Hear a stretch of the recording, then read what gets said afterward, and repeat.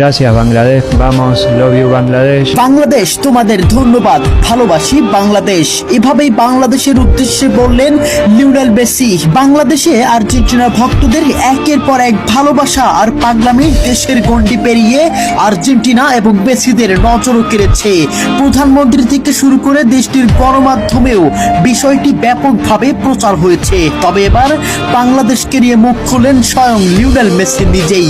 কি বলেছেন তিনি, চলুন দেখে নেই বিস্তারিত রিপোর্টে। বাংলাদেশের ফুটবল প্রেমীদের সঙ্গে আর্জেন্টিনার সম্পর্কটা আজকের নয়, বিশেষ করে লিওনেল মেসিকে ঘিরে বাংলাদেশের যে আবেগ, ভালোবাসা আর উন্মাদনা তৈরি হয়েছে তা বিশ্বের অন্যতম আলোচিত ফুটবল সমর্থন হিসেবে পরিচিত পেয়েছে।